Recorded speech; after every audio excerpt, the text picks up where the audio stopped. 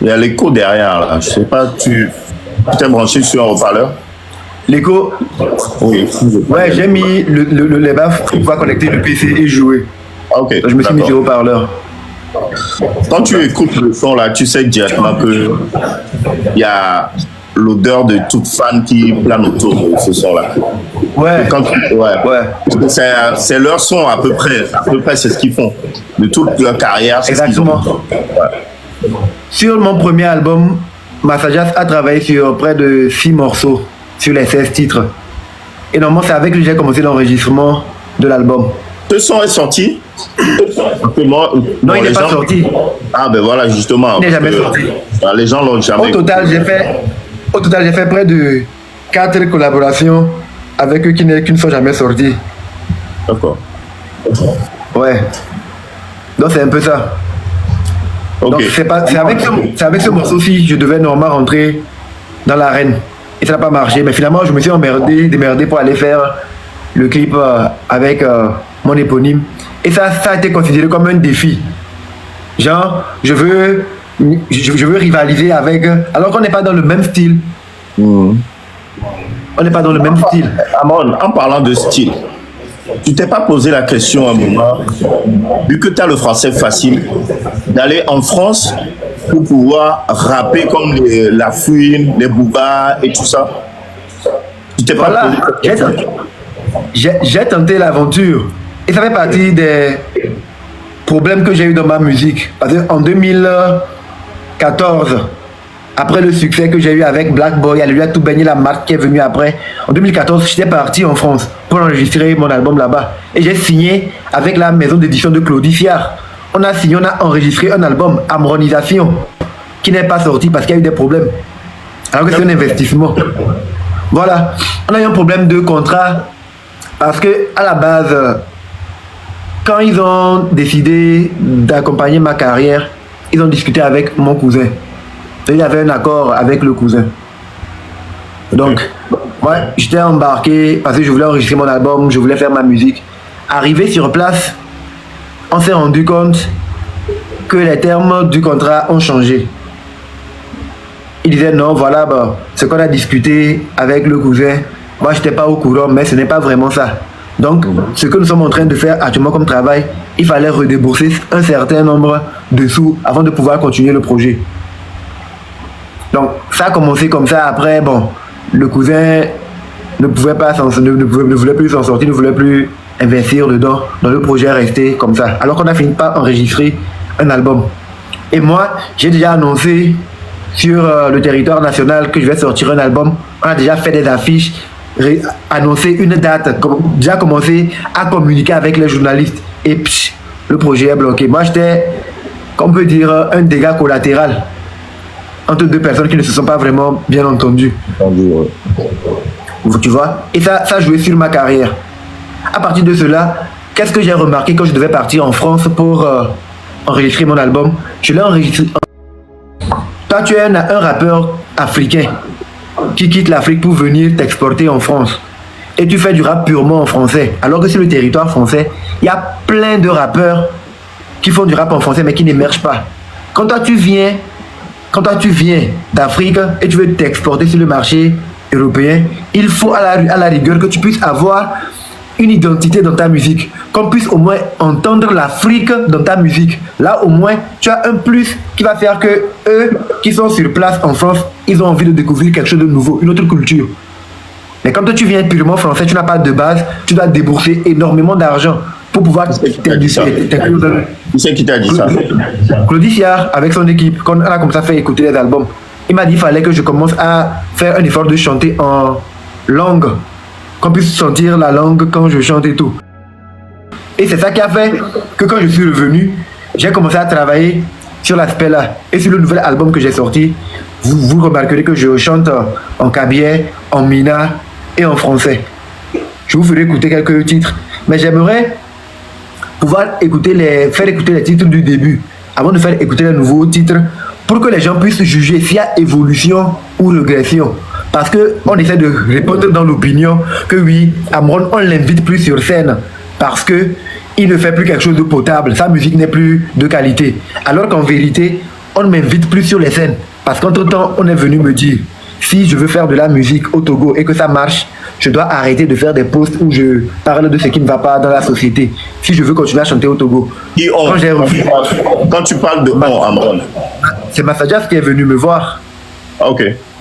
En 2021, j'ai fait un direct de 5 heures de temps où j'en ai parlé. Sauf que juste après ça, il y a eu une campagne qui voulait me faire passer pour quelqu'un qui perd la tête, quelqu'un qui est jaloux, aigri, qui est fini, qui n'a pas... Mais 3-4 ans, je suis encore là, intact, avec le même mental, avec la même vérité.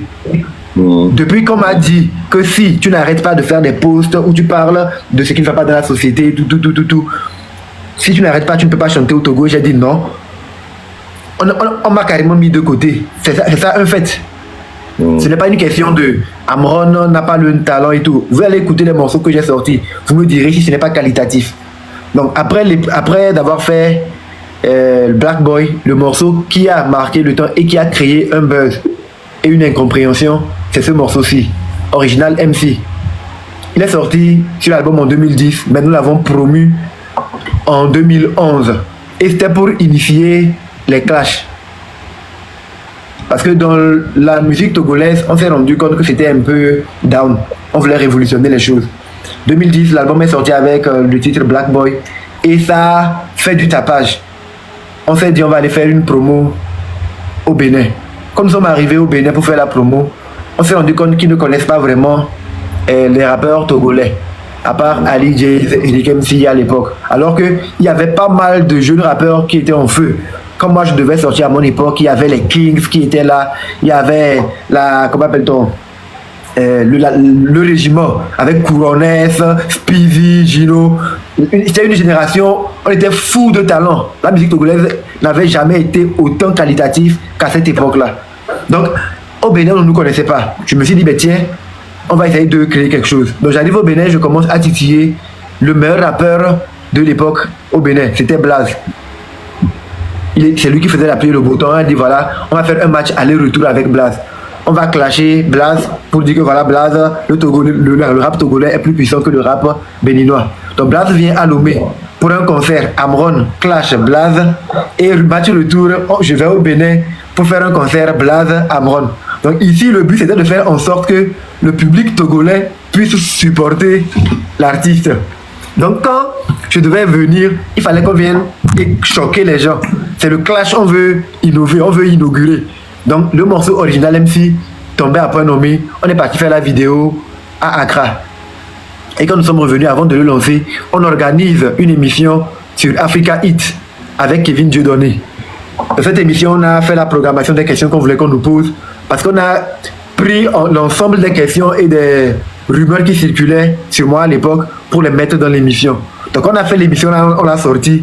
Ça a créé un buzz pas possible et les gens ont transformé ça pour dire que Amron a dit ne chante pas pour les pauvres, que lui chante pour les riches et il insulte le public togolais, que Tagbo Kunao. Et c'est ce que les gens ont pris pour garder, pour dire que c'est depuis ce temps-là que ma carrière s'est éteinte. Mais on va faire un repli pour que les gens puissent voir. Attends, bien avant ça, en quelle année tu as remarqué qu'on t'appelle plus sur les scènes que tu as été boycotté? À partir de 2018-2019, quand j'ai fait mon retour, je suis parti chez Monfa. C'est là-bas qu'il y a eu l'histoire du triangle. C'est là-bas qu'il y a eu l'histoire du triangle où, lors d'une section de travail, on me prend, on met le nom de l'artiste en haut, on met moi mon nom et celui d'Omar Bi en bas. On me dit qu'il faut que son étoile brille pour jaillir sur nous. Je dis non, ça ne peut pas se passer comme ça. On me dit de toute façon c'est déjà fait. On a réussi à fusionner mon étoile avec son étoile. Dorénavant, on va me voir à travers lui. Et que voilà, c'est au niveau de SS, ça c'est fait. J'en ai parlé dans mon direct à visage découvert. Ce sont des paroles qu'on m'a dit vis-à-vis. Oui. On va écouter Original MC. Ok. 2011. Hey MC, t'avais pas saisi ou quoi? La rumeur s'est confirmée. Yeah. C'est pour qui se sent morveux. Qui se sent morveux. C'est pour qui se sent morveux.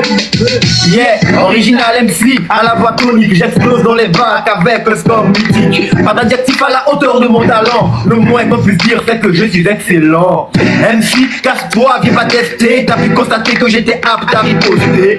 J'ai la rage dans le son, l'audace dans le sang, classe c'est pur sang, moi je suis trop puissant. Quand je prends le mic, c'est pire que la canicule. C'est chaud, ça bouge, ça gesticule. À ces dates parce que je maîtrise mon art. Je fais du rap mature, mon sosie est un miroir.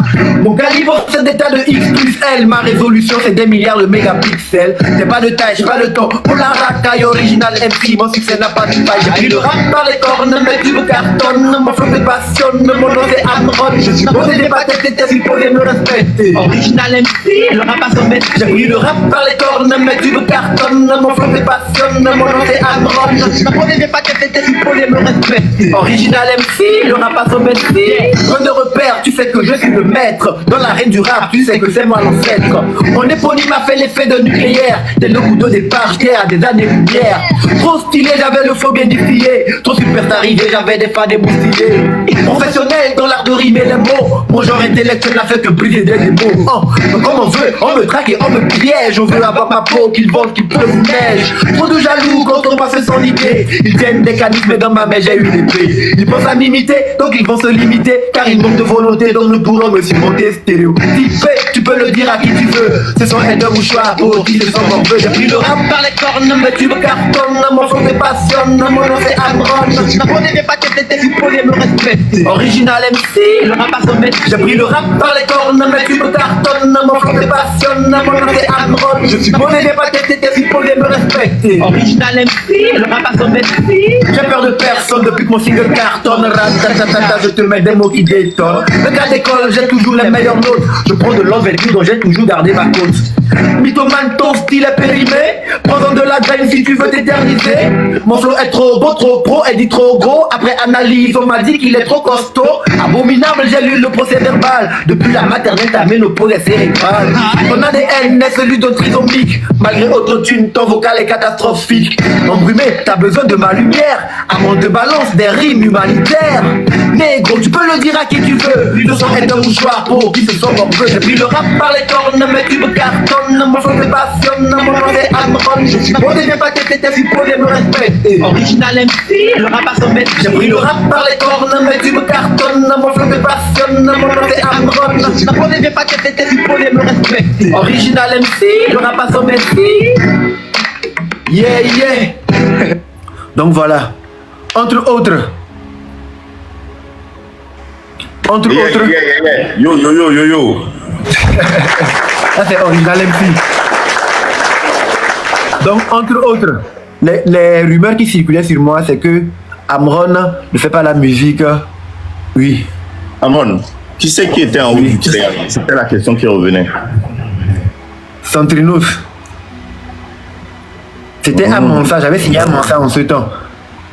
Ok. Donc Centrinus c'était en haut du triangle. Oui. Ok. Ils ont mis Centrinus en haut. Il a dit Centrinus en haut du triangle. Amron et Omar Biomba. Maintenant, c'est sa lumière qui doit rejaillir sur nous. J'ai dit non, moi je ne suis pas dedans. Comment j'ai commencé ma carrière depuis?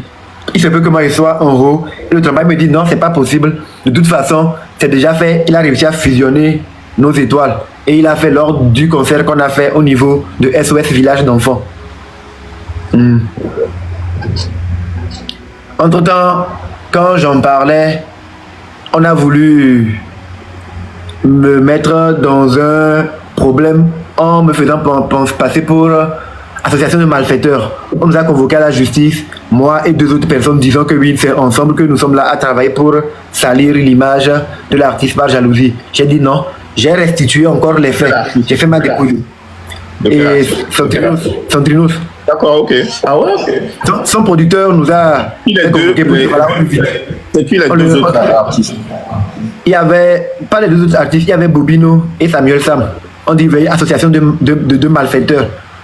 Genre c'est... Ça c'était en quelle année? En 2023. Ah mais il n'y a pas longtemps. Oui, c'est pas longtemps. Ok. Donc on nous a convoqués. Donc moi j'ai dit non, ce que Bobino fait, il le fait à part. Ce que Samuel Sam fait, il le fait à part. Et même quand moi j'ai dénoncé, il fallait m'attaquer, il fallait me vilipender. Samuel Sam fait partie des personnes qui écrivaient contre moi pour me faire passer pour quelqu'un qui a perdu la tête, quelqu'un qui a la carrière rouillée et qui essaie de s'en prendre à son jeune frère, à son jeune frère. Donc tout ce que j'avais dit dans mon direct, ils ont fait tout pour me faire passer pour quelqu'un qui n'a pas toute sa raison. Quelqu'un qui est jaloux, qui parle. Mais il avait déjà décidé en ce temps de ne plus me mettre au devant des scènes parce que oui, je suis venu dénoncer des pratiques propres à une certaine loge, alors que j'ai jamais parlé de loge. Mais c'est ce que les rumeurs circulaient que oui, alors que moi j'ai dit ce qui s'est passé. Qu'est-ce qui a été dit? Qui a été dit alors, c'était au commissariat, lequel DCPJ ou on a été jusqu'à la justice. Ah bon? On a été jusqu'à la justice, oui. Et vous avez été condamné? Le dossier est toujours en instruction. Ils nous ont dit qu'ils vont nous rappeler. Et depuis, je n'ai pas de retour. Okay, donc j'en parle, si c'est l'occasion, on puisse régler ça de bon. Vu que voilà, c'est toujours dans les mains de la justice, c'est pour ça qu'on n'en parle pas pour éviter certaines choses. Non, ce que je dis, ce n'est pas normal que tu viennes convoquer quelqu'un, tu l'accuses, la personne fait sa déposition. Il faut qu'on sache si l'affaire est conclue ou pas. Ça ne peut pas rester si ça tête comme ça, comme une épée de Damoclès. Donc, moi, ça ne peut jamais être un moyen de pression pour m'empêcher de parler ou de dire la vérité.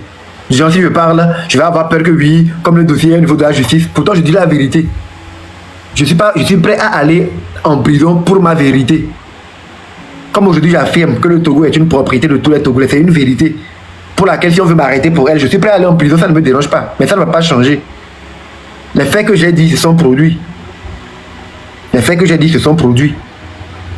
Et ce n'est pas parce que je n'ai pas le talent que je suis mis à l'écart des faits. Non, c'est parce que j'ai fait les dénonciations à visage découvert et que j'ai mis des personnes en cause. Voilà. C'est la raison pour laquelle. Ok. Donc, après l'éponyme, après l'original MC, on fait une émission avec Kevin, Africa Hit, où les rumeurs qui circulaient sur moi, c'était que oui, moi je fais la musique parce que je suis un fils à papa, j'ai les moyens. Les trophées que j'ai gagnés là, que j'ai acheté ça. Wow. Et en plus, on ne me voit pas avec les autres artistes. Moi, je suis venu de nulle part et je joue la star. J'ai fait un concert au niveau des palais des congrès, je n'ai pas rempli la salle. Ça veut dire que je ne suis pas populaire, je me vante pour rien. Les Toufan et les Omar Bi sont plus populaires que moi. Donc nous, on voulait répondre à cela. Donc on a préparé les questionnaires pour qu'on nous les pose. Donc, il y avait déjà à l'époque un circuit qui organisait des événements pour les artistes dans le compte de la présidence. Et selon les retours qu'on avait, il y avait les gens qui donnaient des prix au niveau du président pour dire voilà, il faut aider les artistes, vous pouvez payer 500 000 aux artistes ou 1 million aux artistes. Le président valide l'idée, mais quand eux ils viennent voir les artistes, ils paient 100 000, 150 000 aux artistes. Donc comme moi j'ai eu l'écho, j'ai dit voilà, il faut que je puisse en parler pour réveiller les artistes et lancer un mot d'ordre. Donc ça a mis mal à l'aise les gens qui maîtrisaient le showbiz et qui s'occupaient de ce genre de gombo. Parce que c'est ainsi qu'ils s'enrichissaient.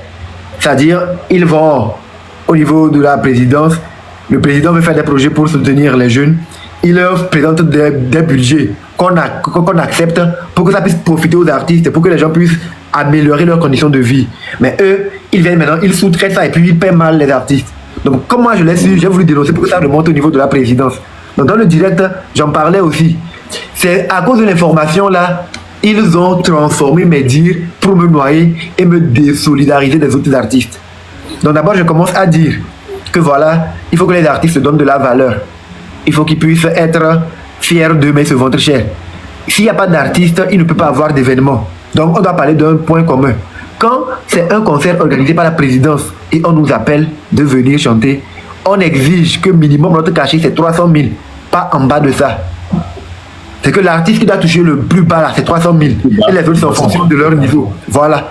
Que comme ça, si ils refusent, personne ne va. Et la présidence va se rendre compte qu'il y a un problème. Pourquoi on peut payer bien les artistes et ils refusent? On se rendra compte que les artistes ne sont pas bien payés. Je dis ça dans l'émission. J'enchaîne en disant que beaucoup de personnes disent que oui, Amron, lui, il n'est pas populaire, mais il est gonflé. Il achète ses trophées. Il a fait le concert avec la fouine, il a acheté ses trophées. Oui, papa, il a acheté, il n'a pas de mérite. Alors que je suis le meilleur artiste que le Togo n'ait jamais connu. Je suis le meilleur. Qui a beaucoup d'artistes, mais parmi eux tous, je suis le meilleur. Et je déclare quoi? Que là où les gens se trompent, c'est que Toufan a commencé à chanter depuis 2006, 2005-2006. C'est en 2009, ils ont fait leur premier concert au Palais des Congrès. Ils l'ont rempli. Et pour faire le concert au Palais des Congrès, ils ont fait la première partie de Magic System. Donc il y avait déjà une grande communauté qui était là et ils l'ont rempli. Avant de faire après eux-mêmes. Omar By chante beaucoup depuis 2004-2005.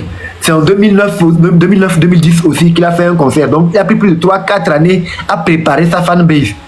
Et Omar By et Toufan, ils chantent en Mina, ils chantent en EV.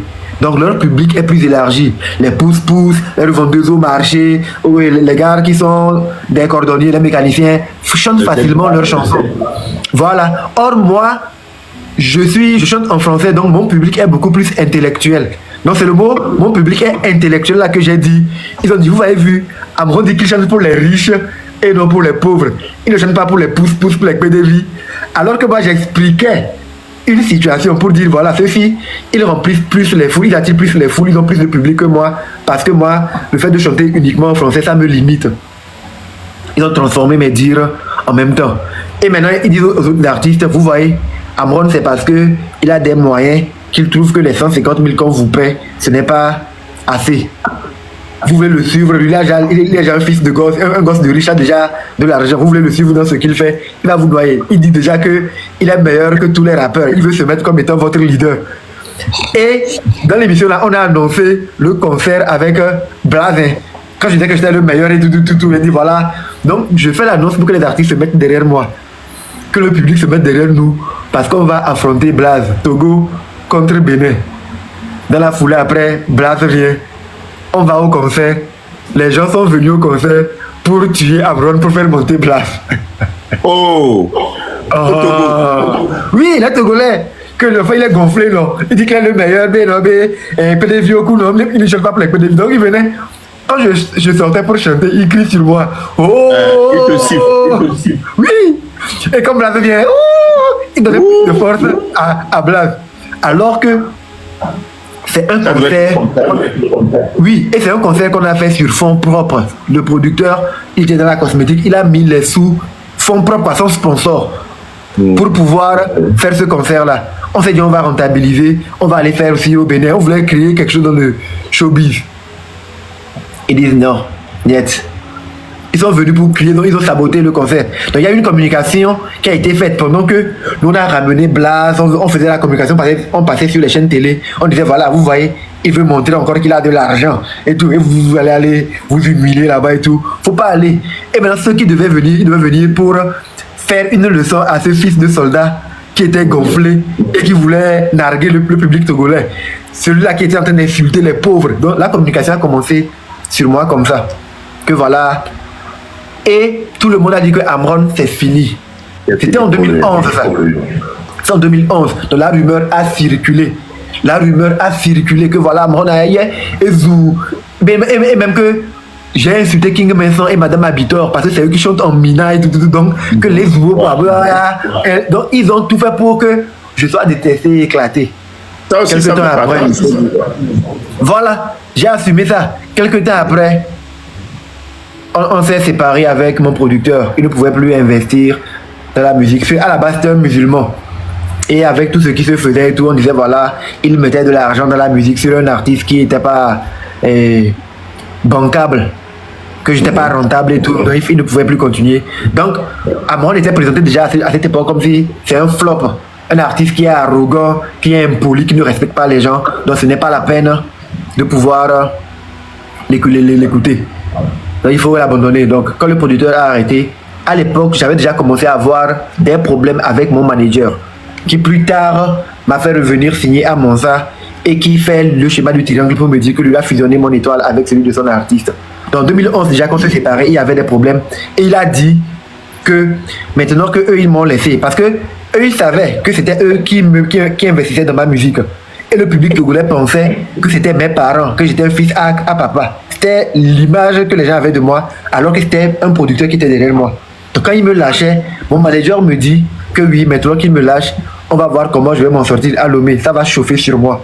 Pourquoi? Parce que la plupart des voitures que je conduisais, c'était les voitures qui appartenaient à mon producteur, ce n'était pas mes voitures. Donc, ils ont construit mon image. Donc d'un coup, ils ont décidé de construire Amron. Et c'est parti. Dis-moi, quel était ton ressenti quand il t'a annoncé qu'il ne pouvait plus investir dans ta musique? Non, en fait, à l'époque, le monsieur, il a investi, si on doit faire l'ensemble des clips, des voyages et tout, pas moins de 20 millions dans ma carrière sur les 1 an là. On a fait 2 concerts sur moins d'une année. 2010, 2011, on a enchaîné. Premier concert 2010, live.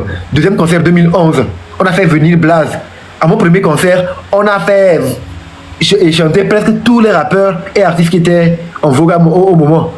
Les Agabombo, les Toufan étaient même venus, les Couronnes, il y avait plein de rappeurs qui étaient venus. On l'a fait. En 2011, on a enchaîné dans les concerts et c'est des pertes en fait. Parce que les gens ne voulaient pas soutenir. À mon avis, également, Wassivo. Nous, quand on a un concert payant. Normalement, le concert, ça doit être gratuit et tout ça. Voilà. Mais voilà. Après, tu as investi beaucoup dedans. Quel était vraiment ton cachet, Amron? À part quand vous allez chanter pour le gouvernement et tout ça, c'est le cachet à 300 000, comme tu viens de le dire. Mais quel était le cachet de Amron?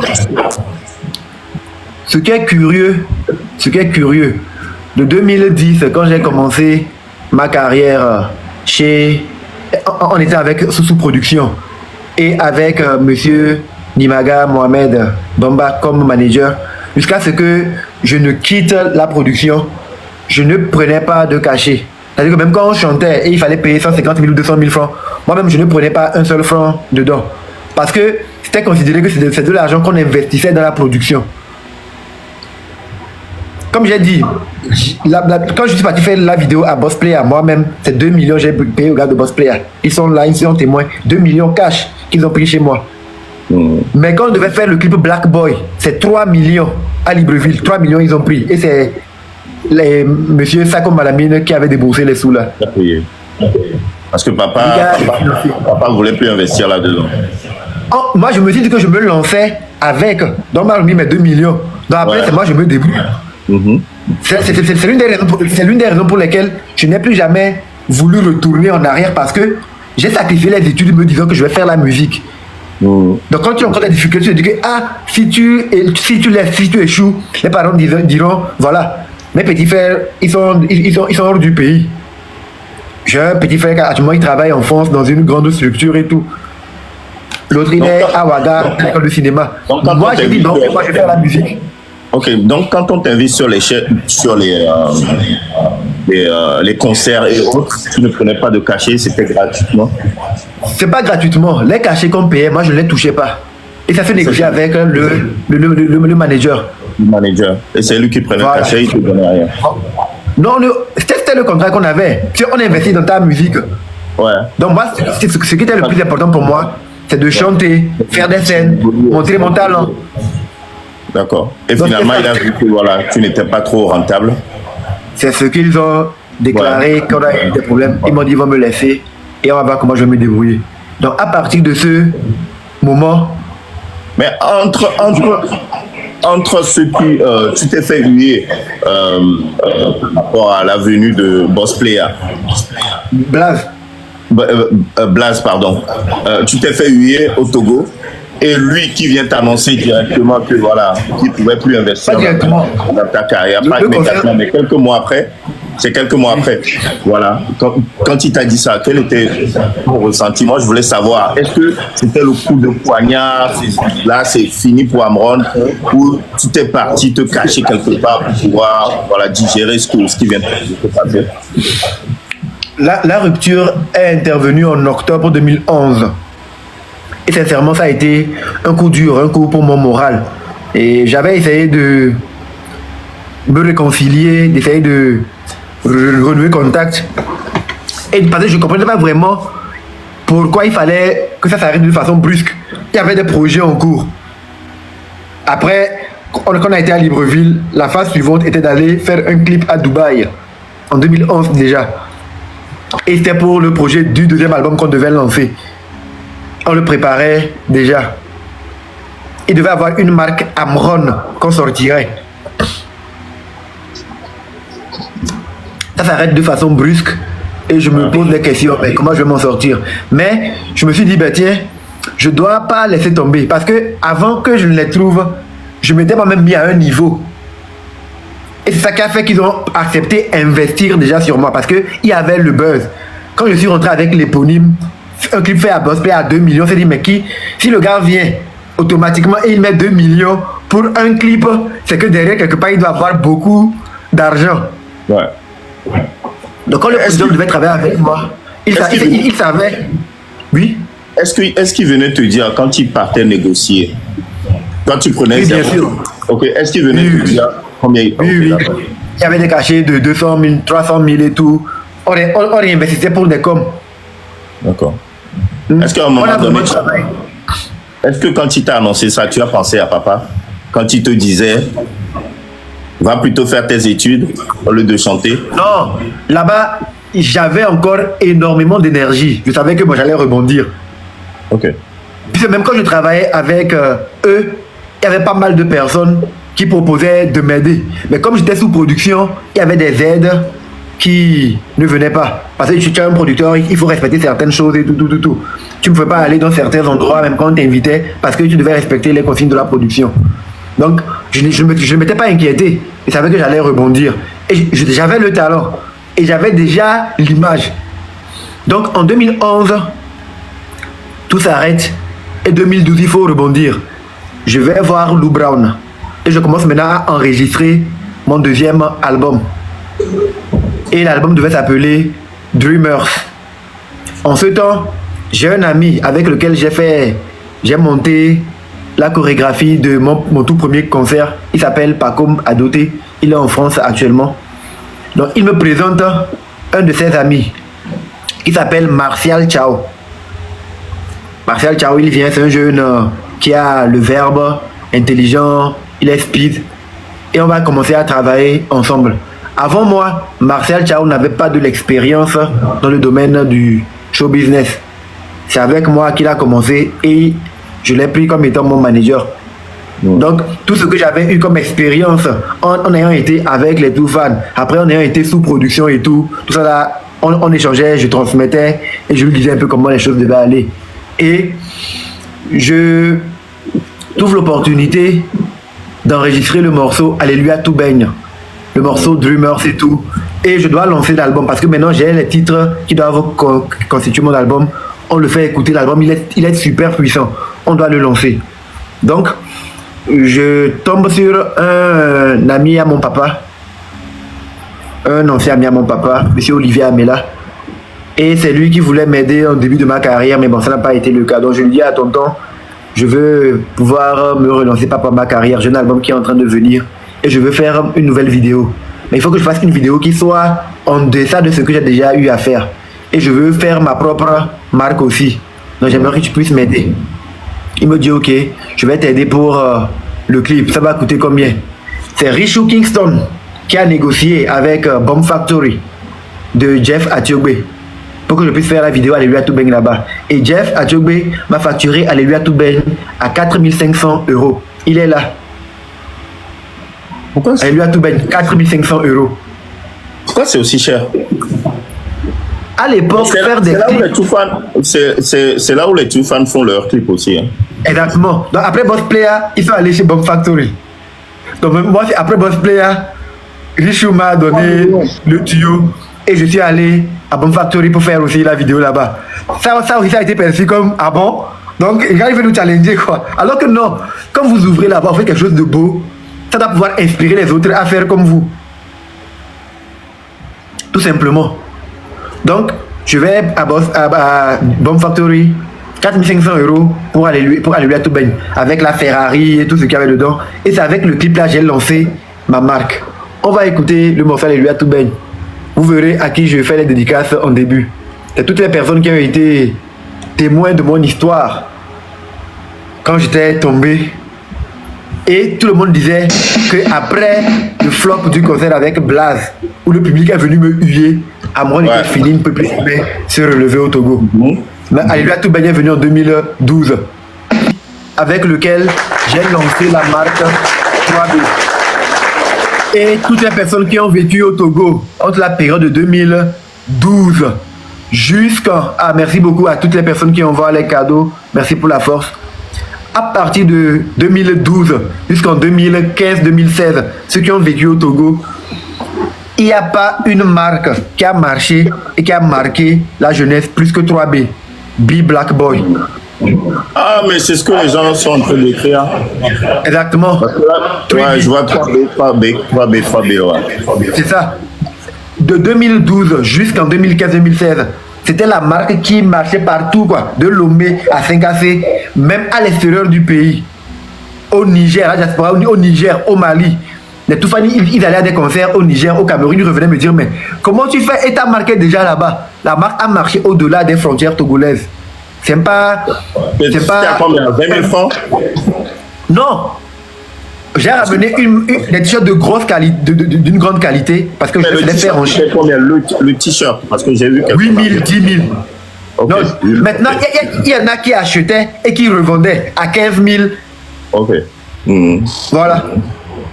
D'accord. Et il y avait il y avait deux qualités. Il y avait des t-shirts qu'on a fait à 4 000, d'autres à 8 000. Après, on a fait des Lacoste, on a fait plusieurs gammes, plusieurs variétés. On a même fait des tenues pour les filles. La marque a marché. Jusqu'à ce que il y a eu la contrefaçon qui a inondé le marché. Ok. On a commencé à vendre la marque à 1000 francs, 2000, 1000 francs, 2000. Ça fait tomber le prestige de la marque. D'accord. Eh bien, Amron, moi, quand je t'entends chanter, rapper, tu n'as rien à envier à la fille, hein? Moi, j'en suis convaincu que tu pouvais vraiment faire développer un peu plus ta carrière en France que voilà, de rester. Parce que ta façon de rapper, vraiment, ça donne des frissons. Et j'ai beaucoup écouté Skyrock. Moi, quand j'étais en France, j'écoutais la radio, alors Black Box et Skyrock. Et quand je t'entends chanter, moi, j'entends la fune derrière. Tu vois, t'as le même, c'est à peu près la même chose comme la fune. Tu n'es pas différent de la fune. Et la fune a vraiment cartonné en France. Tu aurais pu, mais c'est peut-être celle-là qui t'a donné ce conseil-là de mettre un peu élevé dans ton rap ou voilà, d'innover, ou elle t'a carrément, voilà, elle t'a pas encouragé, elle t'a plutôt découragé de venir exercer en France, tu vois. Sinon, tu pourrais développer vraiment ta musique. Mais maintenant, je fais écouter les morceaux là et je veux faire écouter les morceaux que j'ai sortis après ma métamorphose. Quand j'ai décidé d'écouter les conseils, de changer d'orientation, de pouvoir chanter et en mina, et en français, et en kabyle. Tu vas les écouter, tu vas voir si ce n'est pas qualitatif, si ce n'est pas commercial. Ça ne peut pas marcher. Honnêtement, Alléluia Toubaigne que je viens d'écouter, honnêtement, en plus tu rappes dessus, c'est beau, c'est joli, c'est beau à entendre. Je te promets. Et même après, je t'invite à voir la vidéo sur YouTube. Tu vas voir une très belle vidéo. Elle a super bien marché. J'ai même pris 2 trophées avec ce morceau-là. Meilleur tube, rap et meilleur vidéoclip également. Donc déjà, c'est ça. Donc il y avait déjà eu l'aura qui était là, à moi ça marchait bien, les jeunes aimaient. La marque était venue prouver la popularité que j'avais. Donc maintenant, en ce temps, il fallait trouver le moyen de désactiver le son Djabévi. Parce que je l'ai fait, Alléluia Toubaigne, c'est un projet que j'ai fait tout seul. Et la marque, j'ai pu lancer la marque grâce à l'aide d'une Togolaise de la diaspora. La Miss Togo 1996. Amanda Bawa, à qui je rends un grand hommage, à qui je rends un chapeau. Quand je vais présenter le projet, c'est elle qui avait le mari de sa sœur. Il est Ibo, il a des tuyaux, des gens qui vont faire les commandes en Chine. Donc, je vais présenter le projet, elle m'a connecté avec le gars, elle a financé la moitié du projet. On a fait la commande à la marque, et on a commencé à la vendre, avant qu'après, je ne pense à la développer moi-même de mon côté. Donc sans elle, la marque n'aurait jamais pu voir le jour. Je profite pour lui rendre un hommage. Donc je suis venu par moi-même et j'étais indépendant. Je n'appartenais pas à un boss ou un tonton pour qu'on dise que oui, c'est mon jeu, c'est mon bon petit et tout. Et le public me réclamait. Donc je commençais à faire des scènes. Avec le single Alléluia Toubaigne et la marque 3B, j'ai gagné plus d'argent dans ma carrière que je l'ai gagné en étant sous production et avec l'album Black Boy. Avec le malien. Exactement, parce que là-bas, je commençais à toucher l'argent pour moi directement. Et la marque marchait. J'avais des partenaires qui avaient des boutiques au niveau de Pajar. Donc, on travaillait ensemble avec la marque. Et c'est grâce à eux que la marque a pu être vendue dans toute l'Afrique de l'Ouest. En ce moment, papa et maman disaient quoi? Ils étaient fiers de toi. Voilà. Parce que la musique que je faisais, il n'y avait pas de vulgarité. J'avais une autre image. Et même, je suis l'enfant de la maison. Donc, j'avais des facilités à rentrer là, à sortir là, pour voyager, pour prendre les visas. C'était beaucoup plus facile. On ne souffrait pas en fait. C'est pour vous dire ce à quoi j'ai renoncé quand j'ai décidé de m'engager. C'est des choses que j'aurais pu continuer par avoir si je voulais. C'est des choses que j'aurais pu continuer à avoir si je voulais. Si je devais fermer les yeux sur ce que je juge ne pas être correct, si je ne devais plus parler de certaines choses, c'est cette vie-là que j'aurais pu continuer à avoir. Les facilités d'avoir le financement pour mes carrières. Être sur toutes les scènes. Voilà. Mais j'ai dit non, moi je ne peux pas. Je veux pouvoir dire ce que je vois et j'estime être vrai. Je ne peux pas fermer les yeux sur quelque chose qui est mal. Non, je ne peux pas. Et c'est ça qui fait que je suis où je suis. Donc, arrêtez de vouloir faire croire que non, c'est parce que ma carrière est finie. Ma carrière n'est pas finie. On voulait la finir. Donc, en parlant de ça, j'ai une autre question en parlant de ça. Tu l'as ressenti comment la blague de Setlo la dernière fois dans le live de Raoul, quand il a dit Amron est fini devant 3000 et quelques, voire 4000 et quelques personnes, tu l'as ressenti comment ça? Je l'ai d'abord ressenti comme c'est de l'ignorance, mais en même temps je l'ai pris comme une offense parce que c'est l'argumentaire que beaucoup de personnes qui veulent me désactiver dans le game et qui veulent justifier le fait qu'on ne m'invite pas sur les scènes tiennent. Jean Amron, vous savez, il est fini, il ne sera plus rien d'intéressant. Alors que pour que les gens puissent savoir si ce que tu sors est qualitatif ou pas, il faut qu'on accepte faire ta promo. Mais il y a des gens qui sont plutôt payés. Quand tu fais sortir tes œuvres, ils font de la contre-promo. Quand tu fais sortir tes œuvres, ils font de la contre-promo.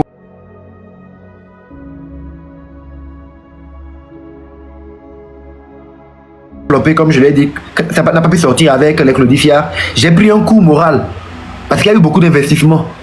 Et je me suis retrouvé avec des dettes sur la tête. J'étais même tombé dans la dépression. Où je me suis retrouvé à boire énormément d'alcool et tout, à fumer de la beuh parce que j'avais subi un déséquilibre. J'étais au top de ma carrière. Et l'album devait venir pour ma consécration. Et d'un coup, pouf, ça échoue. Et là encore, c'est parce que les gens disent que oui, voilà, moi je ne suis pas humble, je ne suis pas quoi. Ils ont fait tout pour saboter encore le projet.